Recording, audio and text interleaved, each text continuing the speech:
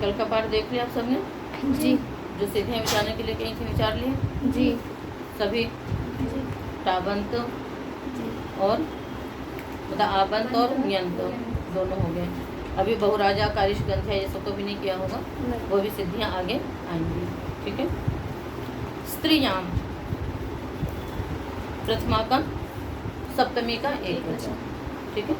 ये भी अधिकार सूत्र है, ये भी क्या है? ये अधिकार सूत्र है। तो अधिकारोयम समर्थानां प्रथमाद्वा इति यावत् इतोग्रे वक्ष्यमाणाः प्रत्ययाः स्त्रियाम् अर्थात स्त्रीलिंगे भवन्ति इत्यधिकारो वेदितव्यः। यहाँ से आगे समर्थानां प्रथमाद्वा से पहले पहले तक जो भी प्रत्यय विधान किए गए वे सभी स्त्रीलिंग में होंगे, ऐसा अधिकार जानना चाहिए। तो अधिकार सूत्र है, आगे के सूत्रों में उपस्थित होगा, है ना। अधिकारः, है ना। अधिकार किस लिए होते हैं? प्रतियोगम तस्य अनिर्देशार्थः। अधिकारः प्रतियोगम तस्य अनिर्देशार्थः। अधिकार इसलिए होते हैं ताकि प्रतियोगम प्रत्येक सूत्र में तस्य उस अधिकार का निर्देश न करना पड़े। ठीक है। अगला सूत्र है अजाद्यतष्टाप। कल से ब्लैक बोर्ड लगा लेंगे, सिद्धियाँ आएंगी कल से। अजाद्यतः पंचमी का एक वचन, टाप प्रथमा का एक वचन। समास करेंगे, क्या समास होगा? मुझे पता था। अज आदिर येषां ते अजादयः अजादयश्च अच्च इति अजाद्यत तस्मात् अजाद्यतः। अज आदिर येषां, है ना, वो जो अजा एडका इत्यादि है वो वाला अज लेना यहाँ पर। तो अज आदिर येषां ते अजादयः अजादयश्च अच्च इति अजाद्यत तस्मात् अजाद्यतः। ठीक है। अर्थ करेंगे सूत्र का। अजादिभ्यः प्रातिपदिकेभ्यः अकारान्तेभ्यश्च प्रातिपदिकेभ्यः स्त्रियां टाप प्रत्ययः परश्च भवति। क्या नहीं समझ में आ रहा? अजादिभ्यः प्रातिपदिकेभ्यः अदन्तेभ्यश्च प्रातिपदिकेभ्यः स्त्रियां टाप प्रत्ययः परश्च भवति।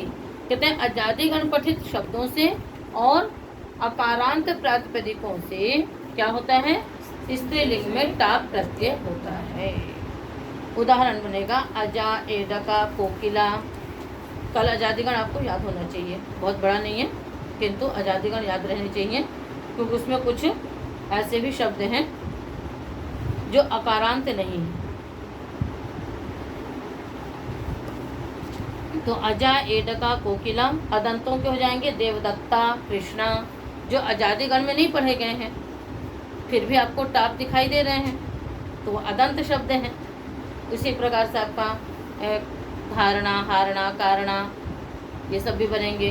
उसके अतिरिक्त पाचिका पाठिका हारिका कारिका लेखिका, जितने भी ये सब आपके अकारांत शब्द होते हैं उन सब में टाप प्रत्यय किससे होता है? अजाद्यतष्टाप से हो जाएगा। तो अज आगे टाप, टाप के आगे टाप के प की संज्ञा होगी, ट की संज्ञा होगी, आ बचेगा अज आ। उसके पश्चात अकह सवर्ण दीर्घ क्या बन जाएगा? अजा। ठीक है ना। इसी प्रकार से एडका कोकिला देवदत्ता सर्वत्र यही प्रक्रिया चलेगी। अदंत शब्द हैं और उनसे क्या हो जाएगा? टाप हो जाएगा, तो बन जाएगा अजा इत्यादि। ठीक है। इसके अतिरिक्त कुछ शब्दों से, कुछ हलंत शब्दों से भी टाप देखा जाता है। ठीक है ना। जैसे निशा, वाचा, दिशा, दिशा प्रयोग करते हैं कि नहीं करते हैं? तो ऐसे तो दिक शब्द है, दिक दिशो दिशा दिशम दिशो दिशा, सप्तमी में क्या बनेगा? दिशी। फिर भी बोलते हम लोग दिशायाम। ठीक है। तो कुछ हलंत शब्दों से भी टाप देखा जाता है, तो उसके लिए एक कारिका है ना। वष्टि भागुरी वल्लोपम, वष्टि भागुरी वल्लोपम अवाप्युपसर्गयोः अवाप्युपसर्गयोः आपश्चैव हलन्तानां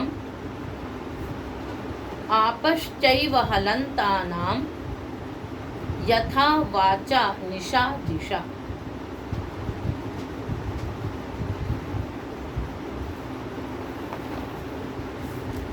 ठीक है, क्या हो गया? वष्टि, वशकांतो धातु से शब्द बना का रूप बना वष्टि। वष्टि यानी चाहते हैं। कौन?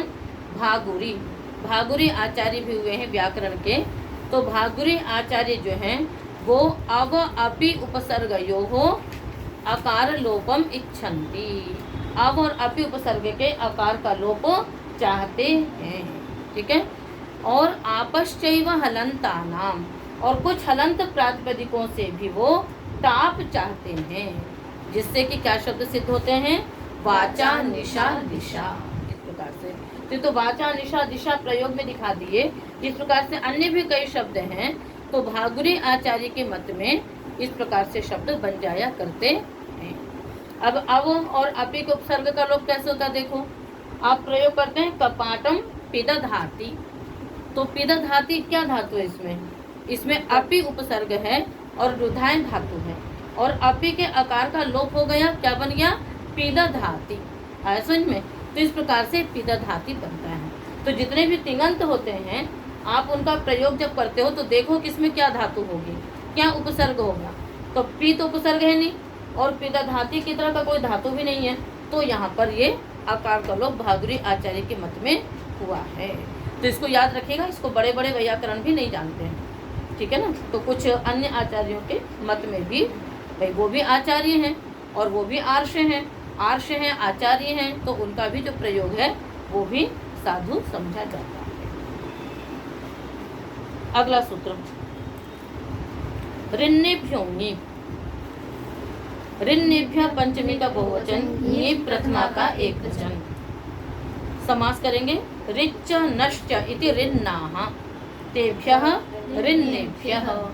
ऋच्च नश्च अर्थ क्या कर देंगे सूत्र का?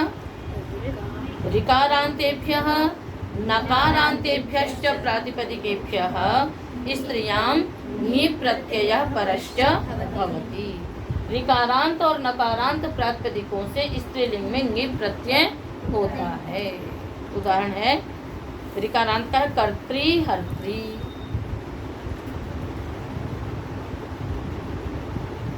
कर्त्री कैसे लिखेंगे? त्र बना करके ई की मात्रा। वैसे तो त्रिच प्रत्यांत कर्त्री था तो ऋकारांत हुआ। अब उस ऋकारांत से आप ङीप करोगे तो क्या स्थिति रहेगी? कर्त्री आगे ई यणादेश कर देंगे, क्या बन जाएगा? कर्तृ ई कर्त्री। इसी प्रकार हर्त्री, तो कर्त्री बने करने वाली, हर्त्री बने हरण करने वाली, पाठयित्री पढ़ाने वाली, पक्त्री पकाने वाली। ठीक है। वक्त्री बोलने वाली।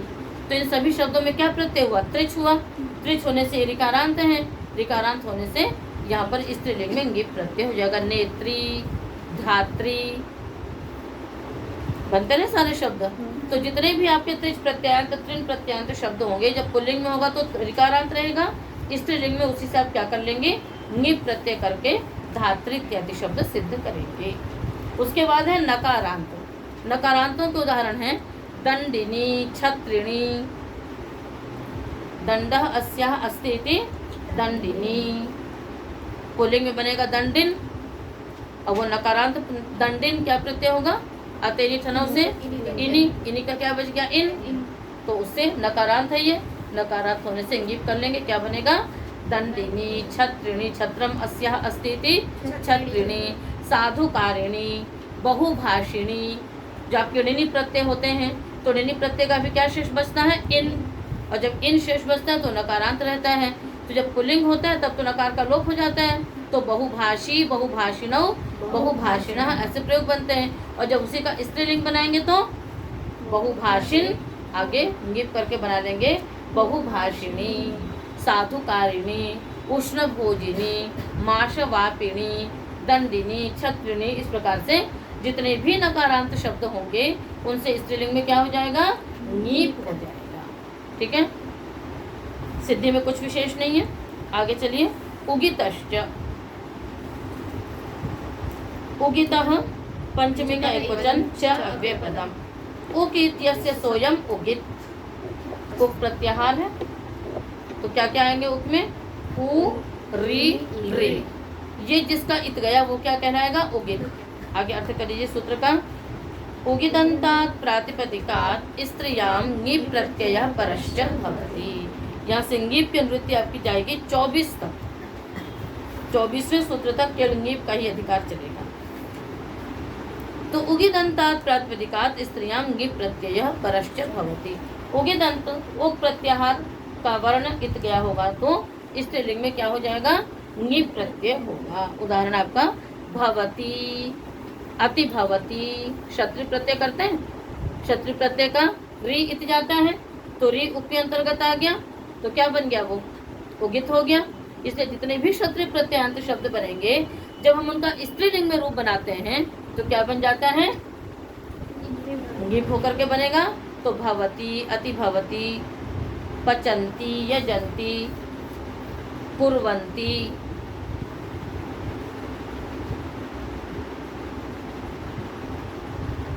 सिद्धि में क्या है, भवत शब्द बना, चाहे भू धातु से, भू धातु से क्या कीजिए,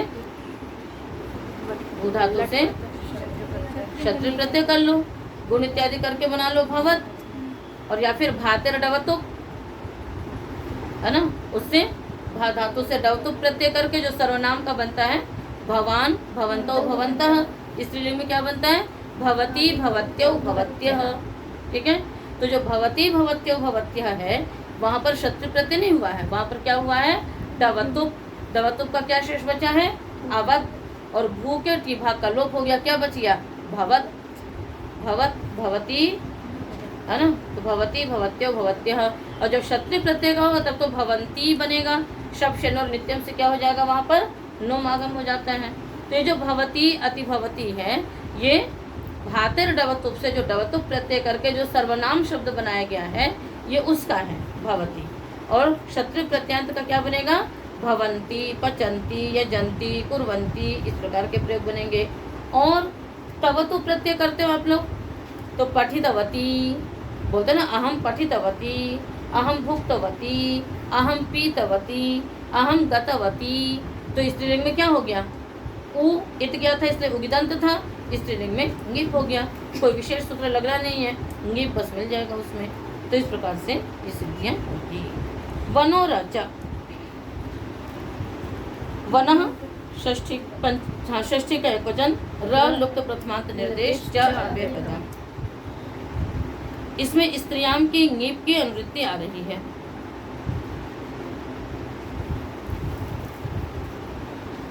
अर्थ करेंगे सूत्र का।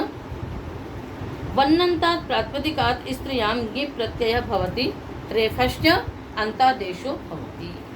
वन्नन्त प्रातिपदिक से स्त्रीलिंग में ङीप प्रत्यय होगा और साथ साथ क्या होगा, उसको रेफ अंतादेश हो जाएगा। तब संयोग से जब ङीप होगा तो नकार को रकार हो जाएगा। नहीं तो देखो ङीप तो नकारांत होने से ही हो जाता है, ऋण्य ङीप से, किंतु जो वन्नंत नकारांत शब्द होंगे उनके नकार को क्या हो जाएगा, रेफ अंतादेश हो जाएगा। तो क्या बन जाएगा, धीवरी, पीवरी, जित्वरी।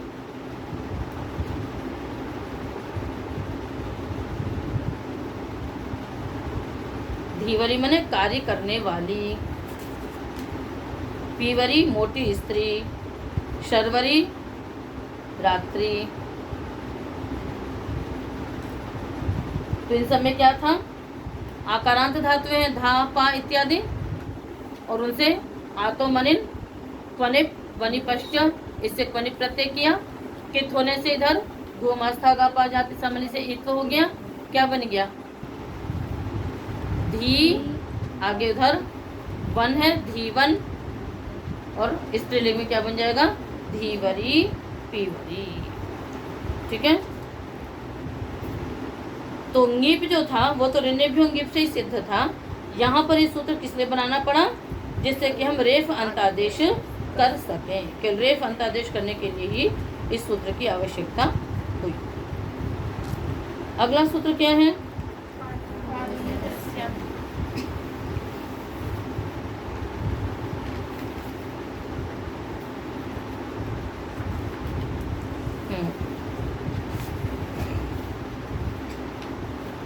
पादः पंचमी का एकवचन, अन्यत्रस्याम सप्तमी का एकवचन।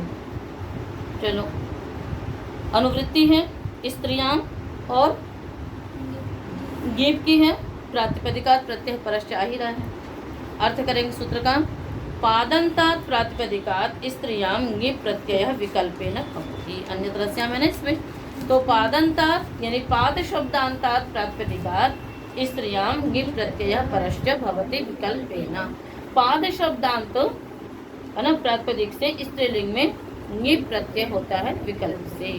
उदाहरण बनेगा द्विपदी द्विपाद, त्रिपदी त्रिपाद, चतुष्पदी चतुष्पाद। द्विपदी द्विपाद, त्रिपदी त्रिपाद, चतुष्पदी चतुष्पाद। तो द्वौ पादौ अस्य, और स्त्रीलिंग में करेंगे तो द्वौ पादौ अस्याः। ऐसा विग्रह करके द्वि औ पाद औ समास कर लीजिए अनेक मन्य पदार्थ से, फिर अंतर्वर्तनी होते हुए का लुक कर दीजिए, क्या बन गया द्विपाद। ठीक है, उसके पश्चात स्त्रीलिंग में आपने क्या किया, स्त्रीलिंग में क्या करोगे, ङीप करोगे। ठीक है ना, किंतु उससे पहले एक कार्य और करेंगे, क्योंकि पाद हलंत मांग रहा है शब्द। ये क्या मांग रहा है, पाद हलंत शब्द मानता है ये, क्योंकि पाद पूरा नहीं तो पादात बनता। तो यहाँ पर एक सूत्र लगेगा, संख्या सुपूर्वस्य, ये समासांत है, संख्या सुपूर्वस्य। सूत्र निकालिए। समासांत प्रकरण कहाँ पर है, समासांत प्रकरण किस अध्याय में है, पंचम अध्याय के चतुर्थ पाद में। प्रकरण आप लोगों को याद होने चाहिए, किस प्रकरण में क्या है। तो संख्या सुपूर्वस्य ये पंचम अध्याय के चतुर्थ पाद का सूत्र है। उसके ऊपर सूत्र है पादस्य लोपः अहस्त्यादिभ्यः। सूत्र का अर्थ होता है संख्या पूर्वस्य सुपूर्वस्य पाद शब्दस्य लोपः भवति। सूत्र मिल गया आप लोगों को, नहीं मिला, किस किस को नहीं मिला, अभी तो सूत्र नहीं मिला। अष्टधी पूरी सुना चुके हो, आवृत्तियां बंद हो गई क्या अष्टधी के आप लोगों के, अवकाश हुआ, ग्रीष्म अवकाश, और आप लोग सुस्त हो गए। कल पंचम अध्याय का चतुर्थ पाद पूरा सुनूंगी पहले, अभी भी नहीं मिला, मिल गया। संख्या पूर्वस्य सुपूर्वस्य पाद शब्दस्य लोपो भवति। ठीक है, समासांतः। तो अर्थ क्या करोगे सूत्र का, सूत्र का अर्थ तो हो गया संख्या पूर्व वाले सुपूर्व वाले पाद शब्द का लोप होता है। तो कहीं पूरे का तो लोप होगा नहीं, तो अलोंत की परिभाषा लग जाएगी, तो उसके अंत्य का लोप हो जाएगा। तो यहाँ पर संख्या पूर्व में है द्वौ पादौ अस्याः, ये संख्या पूर्व पाद शब्द है, इसलिए यहाँ पर पाद के आकार का क्या हो गया, लोप हो गया। क्या बच गया, द्विपाद। क्या रह गया, द्विपाद। आगे बात समझ में। अब ये पाद हलंत शब्द हो गया, तो स्त्रीलिंग में इससे क्या हो जाएगा, ङीप होगा।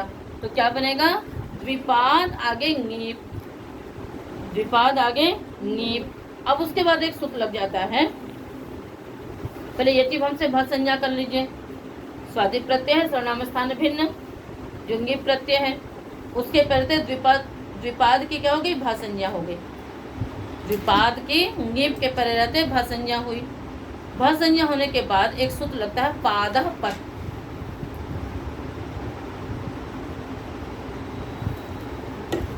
हाँ, भा संज्ञक कार्य कहाँ पर होते हैं, किस अध्याय के किस पाद में, षष्ठ अध्याय के चतुर्थ पाद में। एक बार पूरी अष्ट अध्याय को फिर से आलोडन कर लीजिए कि कौन सा प्रकरण किस अध्याय के किस पाद में है। मिल गया सूत्र पादः पद जी, ठीक। आपको प्रकरण याद रहेंगे ना, तो सूत्र बहुत जल्दी मिलते हैं। तो अर्थ क्या होगा, भा संज्ञकस्य पाद शब्दस्य पद इत्ययम् आदेशो भवति। भा संज्ञक पाद शब्द को पद यहाँ आदेश हो जाता है। तो पाद हलंत जो था उसको पद आदेश हो गया। क्या बन गया, द्विपद। द्विपद आगे ङीप का ई क्या रह गया, द्विपदी। तो द्विपदी द्विपाद, त्रिपदी त्रिपाद, चतुष्पदी चतुष्पाद। तो 2 पैरों वाली, ठीक है, 4 पैरों वाली। तो यहाँ पर ये पैर नहीं लेने हैं, पाद लेने हैं। पाद मतलब नहीं, ठीक है, यहाँ पर तो पैर ही लेंगे, है ना, आगे अगले वाले में है वो। तो द्विपदी, द्विपाद, त्रिपदी, त्रिपाद, चतुष्पदी, चतुष्पाद। 2 पैर हैं जिसके हैं, तो द्विपदी कन्या है, द्विपदी बालिका बन जाएगा आपके शब्द, कोई ऐसी दिक्कत नहीं है। अगले सूत्र में आ जाए हम लोग। ताप ऋचि, ताप प्रथमा का एक वचन, ऋचि सप्तमी का एक वचन। अनुवृत्तियां हैं, स्त्रियां पादः प्रातिपदिकात् प्रत्ययः परश्च। अर्थ करेंगे सूत्र का। ऋचिवाच्यायाम पादन्तात् प्रातिपदिकात् स्त्रियां ताप प्रत्ययो भवति। ठीक है, कहते यदि ऋचा अभिधेय हो रही हो, क्या अभिधेय हो रही हो, यदि ऋचा अभिधेय हो रही हो तो पाद शब्दांत प्रातिपदिक से ङीप नहीं होता है, क्या होता है फिर, ताप हो जाता है। ठीक है, तो उदाहरण क्या बनेगा, द्विपदा ऋक्, त्रिपदा ऋक्, चतुष्पदा ऋक्। ऋचा समझती हैं आप लोग, वेद मंत्र हैं, वेद मंत्रों में अलग अलग पाद होते हैं ना, जैसे गायत्री मंत्र है तो त्रिपदा है, किसी में 2 पद होंगे, किसी में 3 पद होंगे, किसी में 4 पद भी होते हैं। तो यदि ऋचा कहीं जा रही होगी तो फिर ङी प्रत्यय नहीं होगा स्त्रीलिंग में, तब तो क्या होगा, टाप होगा। तो द्विपदा ऋक्, त्रिपदा ऋक्। सिद्धि उसी प्रकार से करेंगे, कैसे करेंगे, द्वौ पादौ अस्याः सा, तो द्वि आगे पाद, आगे औ समास इत्यादि करके द्विपाद, आगे टाप। ठीक है, फिर यहाँ पर भी द्विपाद है, उसके भी वही संख्या सुपुरों से आकार का लोप भी करेंगे और उसके बाद फिर क्या ले आएंगे, टाप लाएंगे, भासंज्ञा करेंगे, पादा पद से पद आदेश कर देंगे, क्या बन जाएगा, द्विपदा, त्रिपदा, चतुष्पदा ऋक्। तो जब ऋचा कही जा रही होगी तो ङीप न होकर के उस समय टाप हो जाता है, ये ध्यान में रखना है। न षट् स्वस्रादिभ्यः, न अव्ययपदम, षट् स्वस्रादिभ्यः पंचमी का बहुवचन। स्वस्त्री आदिर्येषां ते स्वस्रादयः, षट् स्वस्रादयश्चेति षट् स्वस्रादयः एभ्यः षट् स्वस्रादिभ्यः। अर्थ करेंगे सूत्र का। षट् संज्ञकेभ्यः स्वस्रादिभ्यश्च प्रातिपदिकेभ्यः स्त्रियां यदुक्तं तत् न भवति। षट् संज्ञकों से और स्वस्त्र इत्यादि प्रातिपदिकों से स्त्रीलिंग में जो भी पीछे कहा गया है वो नहीं होता है। यानी यदि टाप की प्राप्ति तो टाप नहीं होगा, ङीप की प्राप्ति तो ङीप नहीं होगा। अब जैसा आपको शब्द क्या है, षट् संज्ञक शब्द लेने, जैसे पंचन, नवन, तो पंचन ये नकारांत है। अब नकारांत होने से आप क्या कर सकते हो, ऋण्य भी होंगे से ङीप की प्राप्ति हो सकती थी, इससे कहा नहीं। षट् संज्ञकों से जो भी कुछ कहा गया है स्त्रीलिंग में वो नहीं होगा। ठीक है, तो न ङीप होगा और न ही टाप होगा। आप सोचें कि पंचम से आपने नकार का लोप कर दिया तो हम अजाद्य तष्टाप से टाप कर दें, कहते टाप भी नहीं होगा। पीछे जो भी स्त्री प्रत्यय कह गए वो नहीं होंगे, इसलिए आपके स्त्रीलिंग में क्या रूप बनते हैं, पंच, पंच, पंचभी, पंचभ्य, इसी प्रकार से बनते हैं। ठीक है, और स्वस्त्र इत्यादि शब्द हैं तो स्वस्त्र भी ऋकारांत हैं, ऋकारांत होने से ऋण्य से ङीप की प्राप्ति थी स्त्रीलिंग में, इसने कहा कि वो भी नहीं होगा। तो स्वस्त्री, दुहित्र इत्यादि शब्द ऐसे हैं जो वैसे ही रहेंगे, उनसे ङीप प्रत्यय नहीं होता है। आई बात समझ में। तो इस प्रकार से इसके उदाहरण क्या बनेंगे, पंच ब्राह्मण्य, सप्त ब्राह्मण्य, नव, दश ब्राह्मण्य, इसलिए लगाया कि आपको ज्ञात हो जाए कि स्त्रीलिंग का शब्द है, इसलिए उसमें पुल्लिंग में भी वही रहता है और स्त्रीलिंग में भी वही स्थिति रहती है। और स्वसा का है स्वसा, दुहिता, ननांदा, याता इत्यादि।